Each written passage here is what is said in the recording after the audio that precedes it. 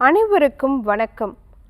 நான் doctor MS Usha Nandhini, Siddha physician, lotus women care hospital, இந்தியாவின் முதல் பெண்களுக்கான பிசிஓஎஸ் சித்த மருத்துவமனை, சாய்பாபா காலனி, கோயம்புத்தூர், கேகே நகர், சென்னை.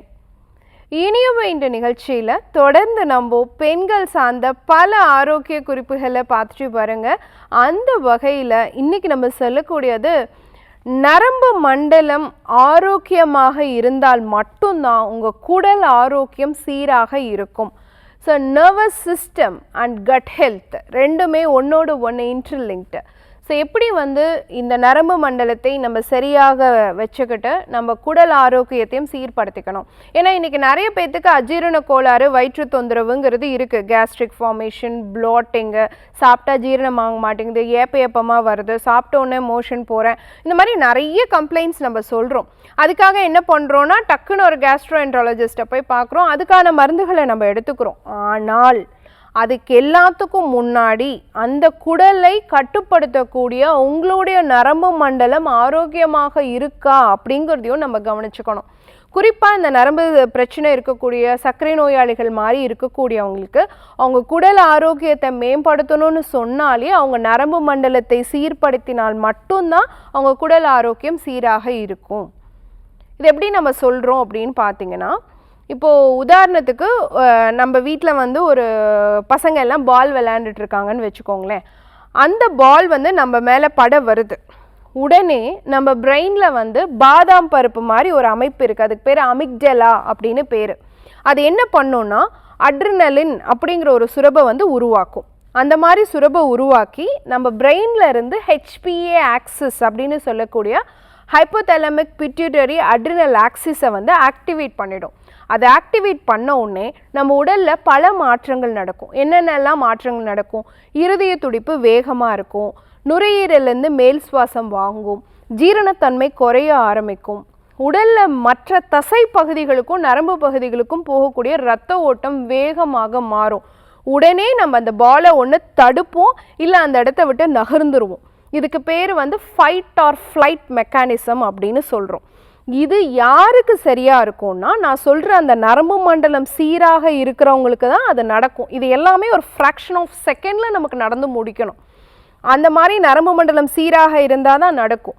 ஒருவேளை அது சீராக இல்லைன்னு வச்சுக்கோங்களேன், அந்த சமிக்கைகள் முழுமையாக டிரான்ஸ்ஃபர் ஆகாது. அப்போ என்ன ஆகும்? இருதயம் அப்படியே ஃப்ரீஸ் ஆன மாதிரி பயத்தில் நமக்கு கார்டிசால் அப்படிங்கிற ஹார்மோன் லெவல் இன்க்ரீஸ் ஆக ஆரம்பிக்கும். உடலுக்கு போகக்கூடிய மற்ற தசை நரம்புகளுக்கு போகக்கூடிய ரத்தம் குறைய ஆரம்பிக்கும், ஜீரண மண்டலம் பாதிக்கப்படும். அதை தொடர்ந்து நம்ம அந்த இடத்துல அந்த விஷயத்துக்கு நம்ம ரெஸ்பாண்டே பண்ண மாட்டோம். இது நம்ம நரம்பு சம்பந்தமான விஷயம் சரியாக நடக்கலை அப்படிங்கிறத காமிக்கிற விஷயம்.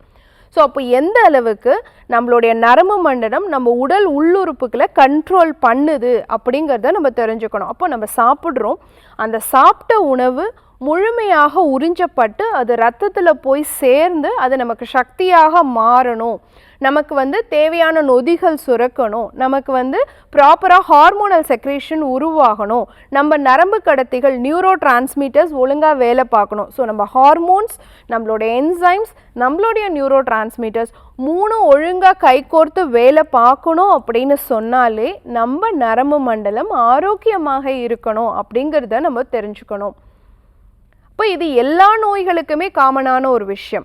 அதனால தான் நிறைய பேத்துக்கு பார்த்திங்கன்னா குடல் சார்ந்த பிரச்சனை இருக்கக்கூடிய ஐபிஎஸ் மாதிரியான நோயாளிகளும் சரி, ஃபைப்ரோமயால்ஜியா அந்த மாதிரியான தசை சார்ந்த பிரச்சனை இருக்கக்கூடியவங்களுக்கும் சரி, மல்டிபிள் ஸ்க்ளீரோசிஸ் அப்படின்னு சொல்லக்கூடிய மசில் டிஸார்டராக இருந்தாலும் சரி, இது எல்லாத்துக்குமே அடிப்படையான காரணம் அவங்க குடல் ஆரோக்கியத்தையும் நரம்பு மண்டலத்தையும் சரி பண்ண வேண்டியது தான்.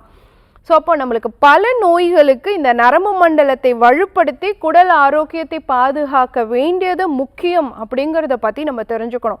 ஹார்மோனல் இம்பேலன்ஸ் கூட பெண்களுக்கு உருவாகிறது, பிசிஓடி பிசிஓஎஸ் மாதிரியான பிரச்சனைகள் உருவாகிறது, சர்க்கரை நோய் கட்டுப்பாட்டில் இல்லாமல் போகிறது, சாப்பிட்டோன்னே மோஷன் போகக்கூடிய ஐபிஎஸ் மாதிரியான பிரச்சனை, இன்றைக்கி நிறைய சிறார்களுக்கு இருக்கக்கூடிய அல்சர் தொந்தரவு, இது எல்லாத்துக்குமே நரம்பு மண்டலத்தையும் வலுப்படுத்தணும், குடல் ஆரோக்கியத்தையும் சீர்படுத்தணும். அதுக்கு நம்ம என்ன பண்ணலாம் அப்படின்னு கேட்டிங்கன்னா, நம்மளுடைய நாட்டு மருந்து கடைகளில் அஸ்வகந்தான்னு சொல்லக்கூடிய அமுக்ரா சூரணம் கிடைக்கும்.